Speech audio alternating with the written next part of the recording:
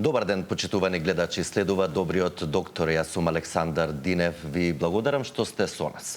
Денеска ќе зборуваме за посттрауматско стресно растројство од психотерапевтски аспект. Моја гостинка и соговорничка во студиото на оваа тема е магистар Розалија Секуловска, психолог и психотерапевт. Розалија, добар ден. Добар ден. Ви благодарам што сте дел од денешното издание на емисијата. Благодарам за поканата. Темата ја одбравме бидејќи месец јуни е месец за подигнување на свеста за посттрауматското стресно растројство. Колку е важно јавно да се зборува за оваа состојба, не само еве конкретно во месец јуни, туку воопшто во текот на целата година, затоа што траумите не се случуваат само во еден месец или еден ден. Точно. Траумите се случуваат секојдневно во сите животни периоди, во не бираат нели месец јуни-јули.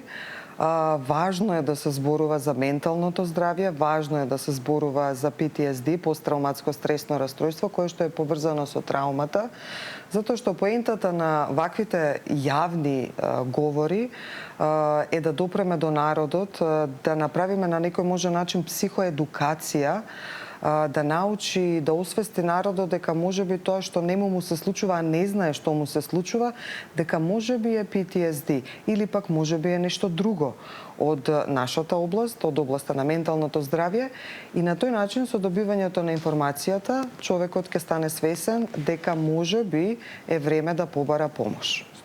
Што конкретно представува PTSD, еве конкретно, или посттрауматското стресно растројство? PTSD или посттрауматско стресно растројство не можеме да го гледаме одделно од траумата. Значи, поврзани се со траумата. Така да од старт да кажам дека траумата и PTSD не се слабост. Многу луѓе понатаму кога ќе ја доживеат се чувствуваат нормално кревки, слаби, рандливи, меѓутоа тоа е и самата последица од PTSD и од траумата. За траумата многу убаво зборува Габор Мате, многу зборуваат, меѓутоа мене лично многу ми се допаѓа Габор Мате, кој што ја поистоветува траумата со рана.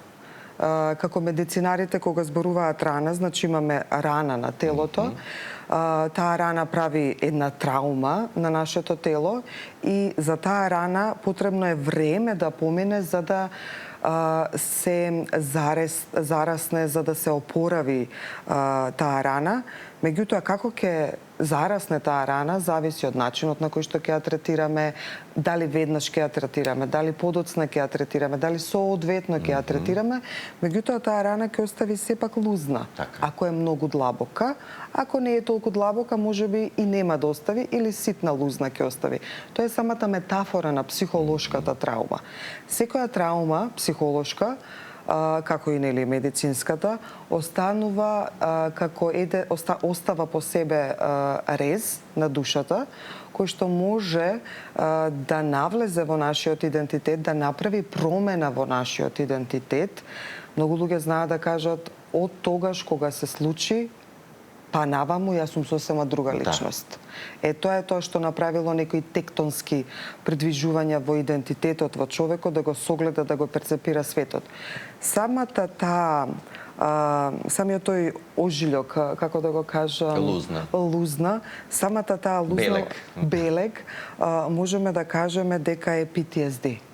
Каде што тој белег ние не го гледаме, тука е, не го перцепираме, не ни е во свест, меѓутоа може нешто од надвор да се случи, некој тригер кој што ќе не активира и ќе не врати таму некаде назад, каде што се случила траумата пред 1 година, 10 години, 20 години, и сега ќе ни ја донесе назад и се создава PTSD, односно детето, човекот, возрастниот, стариот, почнува да живее во една состојба каде што се чувствува дека му е нарушена безбедноста, но објективно не е така.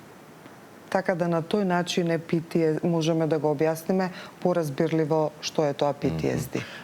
Кои настани или искуства можат да доведат до појава на вакво растројство?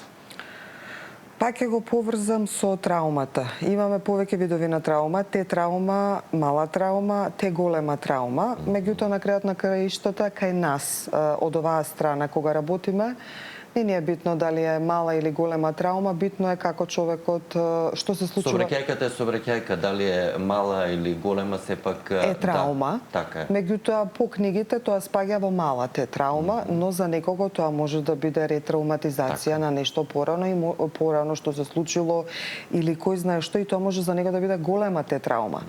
Затоа и често пати на клиентите им велам: престанете да гуглате, престанете да одите by the book по книгата. Нас ни требаат тие шифри, дефиниции за да направиме некоја категоризација. Меѓутоа пристапот и работата е многу поважен. Значи, ако имаме мала траума, имаме голема траума, понатаму кога ќе се случи после известно време посттрауматско стресно растројство, тоа би значило дека организмот не можел да се справи со првичната траума, што е сосема во ред, и доаѓаат на видели на самите симптоми и начинот на нефункционално, неадекватно живење во текот на деновите. Во однос на тоа имаме акутна траума, која што се јавува од 1 до 3 месеци, и тука забележуваме нешто, средината знае да каже, забележуваме нешто чудно. Човекот станува раздразлив, се повлекува, или пак има некаква анксиозност, вознемиреност, проблеми со сонот, исхраната и така натаму. Освен акутна имаме хронично PTSD, кое што, јас само вака кратко ги нафрлам, хронично PTSD кој што... Да, може и сликовите да ги објасните и симптомите за да разберат и гледачите. Океј. Имаме хронично PTSD, кое што одложено PTSD, кое што се јавува, самото PTSD се јавува одложено. Првото е од 1 до 3 месеци.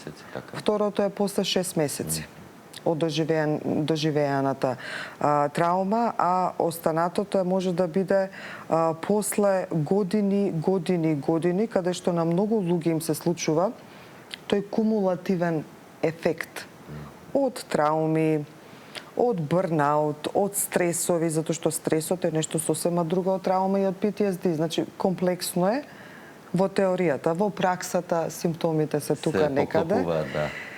И кога ќе дојде до тоа кумулативно, насобрано, а човекот собирал снага, сила да функционира, преминува во кумулативно PTSD, преминува во анксиозност или пак во бърнаут ефект. Сега на нас, од оваа страна, работата ни е да направиме соодветна диагноза, проценка, дали е акутно, хронично, одложено, кумулативно PTSD, за да нас ни служи тоа како информација како полесно да направиме план и да пристапиме до работата со клиентот. Но од друга страна, па не е само до планот. Клиентот од другата страна е тој кој што го диктира темпото, динамиката, отпорот, до каде можеме да влеземе или да не влеземе со работата, така да забележуваме дека колку што е комплексно PTSD, толку сме и ние комплексни, и ние имаме одбранбени механизми и не секогаш дозволуваме да ни се чепка по траумите, по посттрауматското стресно растројство. Зошто? Затоа што имаме одбранбени механизми, затоа што постои она биолошкото во нас дека мораме да држиме, да бидеме силни, затоа што ако не го држиме, па ако вие чепкате, јас може и да се распаднам. Затоа јас ќе држам и нема да работам на тоа. Но тоа е веќе друга тема. Така, дали секој човек кој ќе доживее трауматски настан ќе се соочи со посттрауматско стресно растројство? Не. Значи, Габор Матеј убаво кажува дека траума не е она што се случува надвор од нас, траума е она што се случува внатре во нас. Значи, за некој, ја спомнавме сообраќајната несреќа, може да биде траума, за некој може да не биде траума. Меѓутоа, има универзални работи кои што се траума за сите, како големите трауми. Истото се случува и со PTSD. Не мора секој човек да развие PTSD кој што доживеал траума. Во самиот момент на доживување на траума, самиот мозок има неколку секунди, кусо време да ја обработи траумата. И тогаш биологијата направила да ние функционираме со нашиот рептилен дел од нервниот систем за да можеме да преживееме. А тоа се 4 F, 4 F начини на функционирање, fight, да се бориме. Јас секогаш правам компаратив ако излезе мечка. Тоа може да биде нели траума, загрозување на нашата опасност или земјотрес. Да се бориме, да се справиме со земјотресот. Фриз, да се замрзнеме. Постојат луѓе кои што ќе се замрзнат и не реагираат. Да, ќе се вкочанат, да. Да. Постојат луѓе fly кои што ќе одлетаат, тоест ќе избегаат. Има нешто ново што е додадено, тоа е како фон или пак луѓе кои што се како адаптирано послушни и стануваат сервилни во таа ситуација. Рамнодушни. На некој начин. Рамнодушни за да преживеат и тоа е како кога има насилство, насилството е траума. Наместо да бега, да се бори или да се замрзне, станува адаптирано. Да, се прилагодува. И се прилагодува и научува да живее со тоа. Ние тоа како ќе изреагираме во траумата не знаеме. Тоа е нашата биологија за да не спаси и за да преживееме. Затоа луѓе кога има земјотреси и пожари не скокаат од 15 спрат затоа што крвта оди во виталните органи, во мозокот и во срцето и не спасува, не замрзнува да не правиме некои работи кои што се опасни по живот. Сега кога траумата со текот на времето нема да се обработи, преработи, кога човекот од друга страна нема резилиентност, психолошка отпорност, имунитет психолошки, постои имунитет, ја често пати зборувам за психолошки имунитет, на кој што се работи, исто како и нашиот медицински имунитет, и оној кој што човек нема своји личностни капацитети, без разлика дали се генетски и понатаму плюс средински надоградени, моделирани, постои поголема шанса да развие PTSD, посттрауматско стресно расстройство, кое што нешто слично како анксиозноста, кога луѓето велат тоа беше како гром од ведро небо, така и PTSD најчесто се случува како изненадно, не во месец јуни, кога човек ќе се врати таму некаде назад во траумата, дали е тоа силување, дали е тоа земјотрес, ние имавме поплави. Да. Па сега еден силен дожд да удри, може тоа да биде тригер фактор да човекот кој што доживеал нешто во поплава се врати таму, тоа е rubber band. И му се врати сеќавањето. И му се враќава сеќавањето, му се враќаат чувствата, симптомите, мислите, кои што адекватно не се автентични на оваа сега ситуација. Меѓутоа, ете го PTSD, како флешбек, создава нешто кое што е одамна случено, меѓутоа го враќа во активната меморија и човекот се доживува дека му е загрозена безбедноста, а најчесто објективно не му е загрозена безбедноста. Така, да ги слушнеме тука прашањата од нашите гледачи. Добар ден, во програма сте, повелете со прашањето. Добар ден, поздрав до сите во студиото. Поздрав и до вас. И јас ќе бидам кратка. Ја не се плашам ни од земјотреси, сум поминала најтешки земјотрес, дете без се да кажам, од ништо не се плашам. И дома си останувам и не излегувам, се трепела и надвор. Сега, откако ми почина мене сопругот, 2 години има, најголем земјотрес ми стана во животот, затоа што и паметот ми го зема. Не знам дали ова во ваш домен, меѓутоа, Да, и тоа е трауматски настан. Ја мислам дека одам кон деменција. Не заборавам, ништо не памтам, зборувам, прекинувам.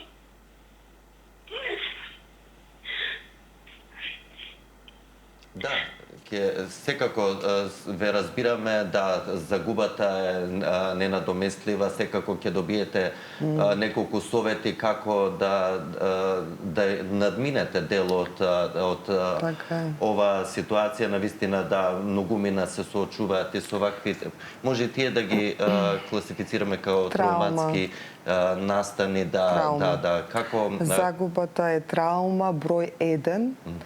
Т-траума, големо Т, значи тоа е голема траума кога губиме блиска личност. Дали е тоа партнер, дали се тоа нашите родители, што е сосема развојно очекувано, Дали губиме изненадно, како што се случи Кочани, тоа не беше очекувано да се загубат млади животи и сето тоа да им се случи. Па и поплавите, земјотресите, војните, сите тие се големи Масовни несреќи имавме и сообраќајни. Точно. Сето тоа се големи те трауми кои што се загуба. Самата загуба е траума, која што, еве пак, ако не се разреши во првата година, година и пол, па дури и две, и човекот остане заглавен, тогаш имаме заглавеност во траума и веројатност да се развие PTSD. Траумата е неизбежен дел од животот. Немаме во реда да чувствуваме се што чувствуваме кога ќе го загубиме саканиот, меѓутоа јас велам во реда понатаму да побараме помош. Дали овие симптоми кои заборавање се карактеристични за посттрауматски настан, еве како гледачката, и како ваквите слични примери да се справат на некој начин или да се ублажат болката? Заборавањето е, сега мора да тука да направиме добра диагностика диференцијална, дали е на траумата, дали е на староста, деменцијата и така натаму. Дали е можеби веќе младиот човек од бърнаут ефект и така натаму, меѓутоа кај траумата и кај PTSD, посттрауматско стресно расстройство, постои заборавање. Имено мозокот не избришал, туку таму некаде ги ставил во неактивната меморија сите нешта кои што се случиле. Во телото останале сензациите, меѓутоа ние не ги чувствуваме секој ден. И понатаму се случуваат флешбекови и слики. Тоа е PTSD. Ваквиот начин на реагирање, кога доаѓа клиент и кога почнува да плаче за нешто што се случило одамна, укажува дека траумата не е разрешена. И сосема очекувано да траумата не се разреши, затоа што многу во нашиот менталитет постои дека времето ќе го излечи тоа, да не зборуваме, времето е лек за се. Времето не секогаш е лек за се. Стручниот пристап најчесто е лек за многу состојби. Кога имаме загуба, јас само кусо ќе кажам дека постојат универзални фази низ кои што сите поминуваме и убаво е да се препознаеме. И тоа е биологија од која што не можеме да избегаме. Кога еве се фативме за загуба за блиска особа.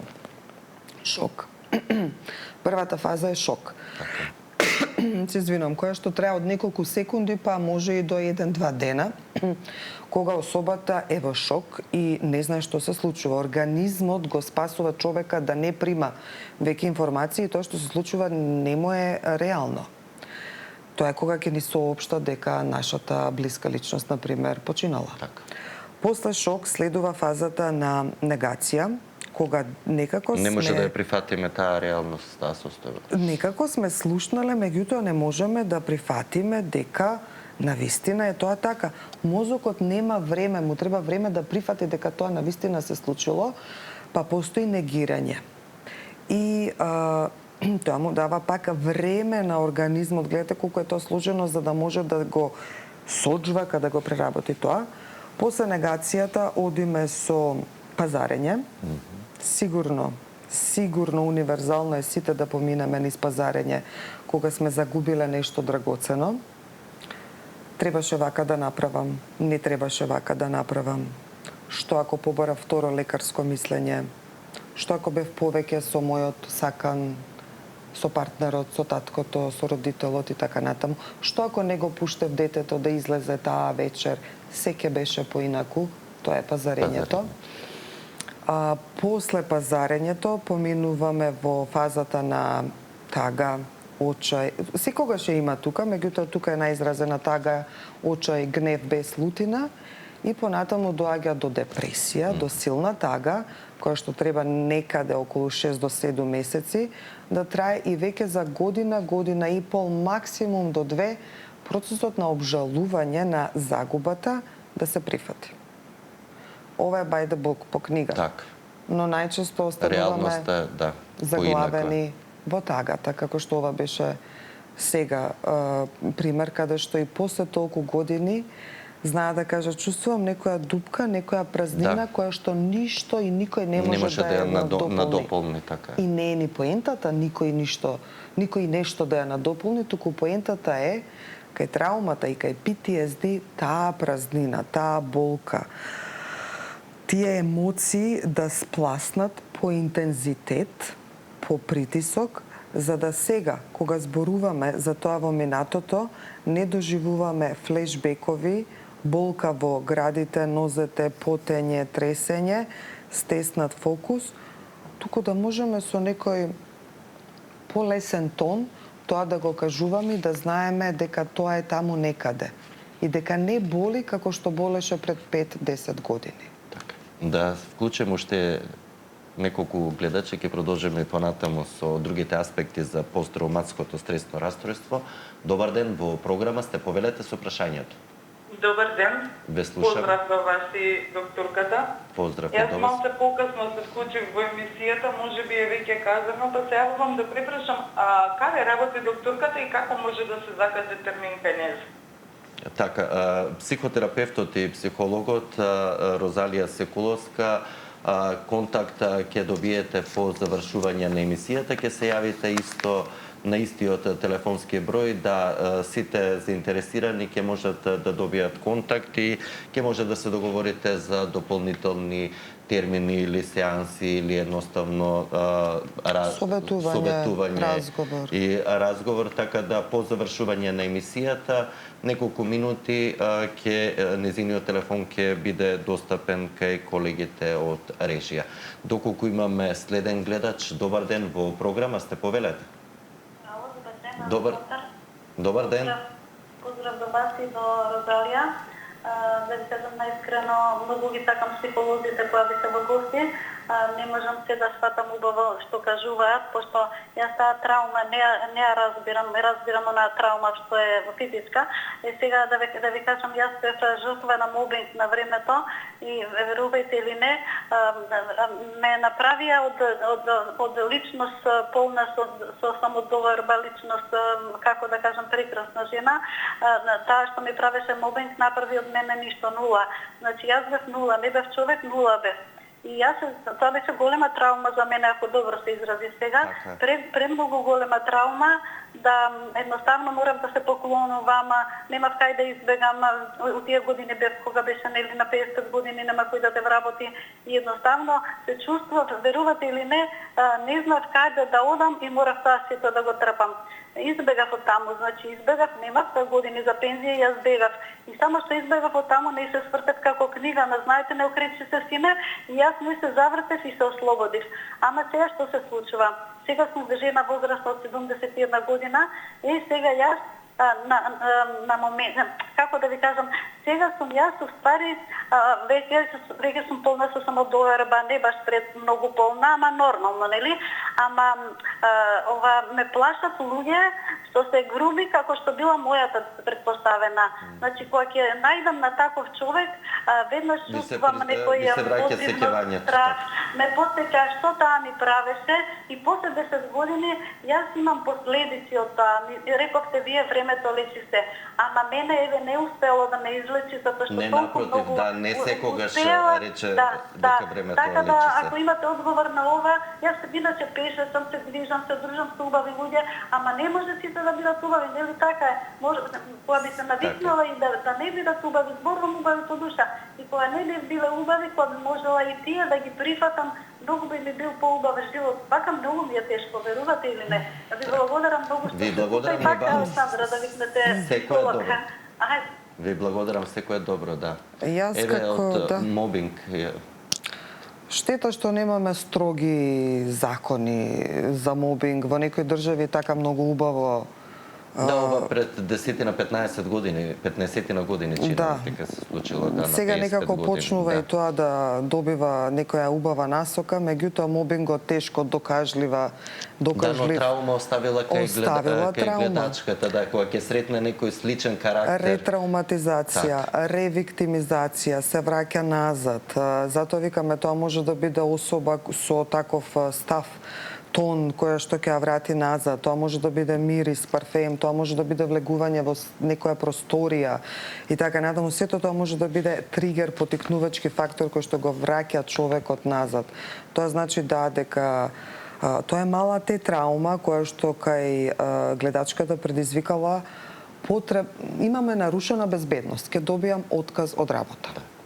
Екзистенцијално 55 години имам, што ќе правам, не можам да најдам нова работа. На трудот, на пазарот на трудот, најверојатно веќе сум неискористлива, намалени ми се можностите да ме вработат и така натаму сите тие тука негативни наши црни мисли, морам да седам, да ќутам и да трпам по секоја цена. Но ние секогаш велиме има барем најмалку два избора, затоа што тоа е и поентата на растот и на развојот. Значи секогаш има два избора.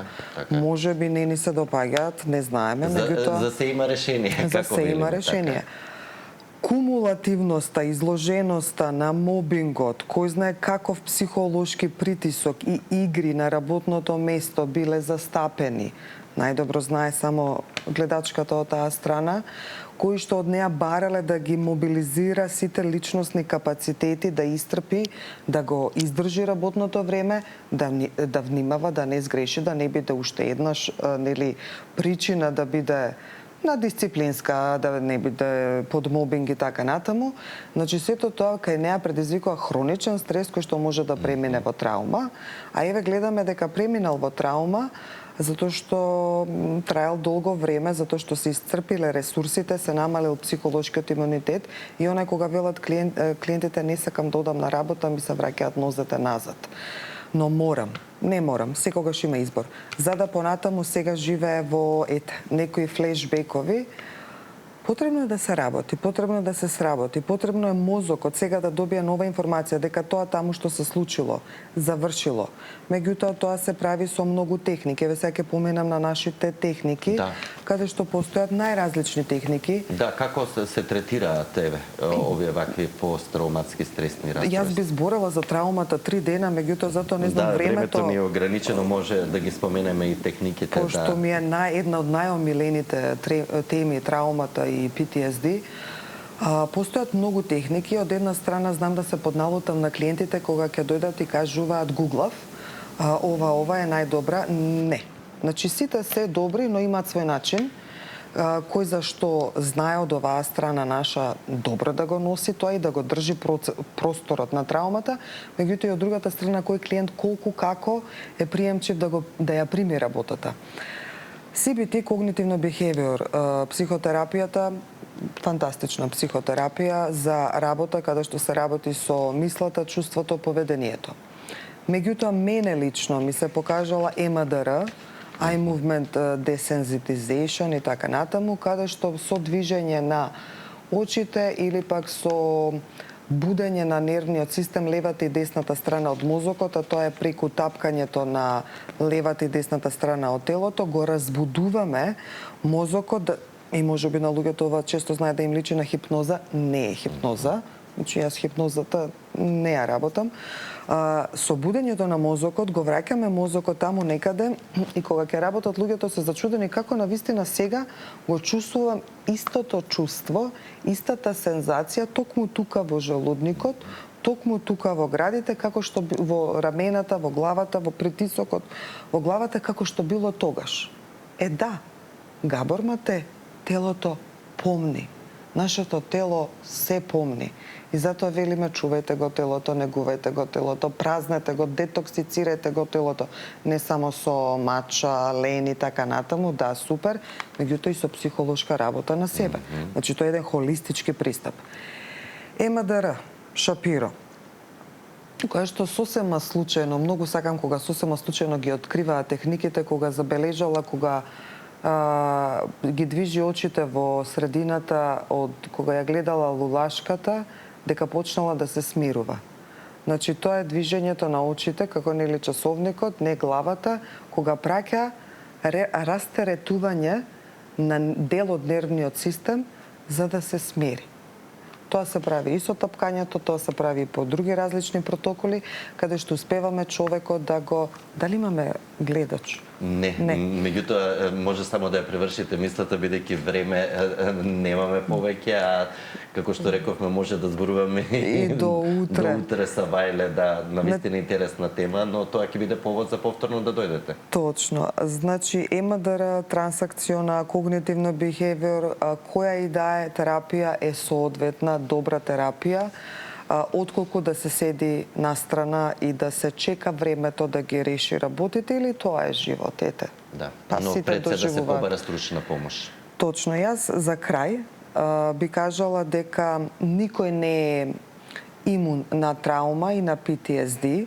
Се случува и ќе се случува во сите животни периоди, кај сите возрасти, и кај мажите, и кај жените, особено кај некои професии кои што се повеќе изложени, тоа се нашите помагачките професии, психолози, психијатри, социјални работници, лекари, новинарите.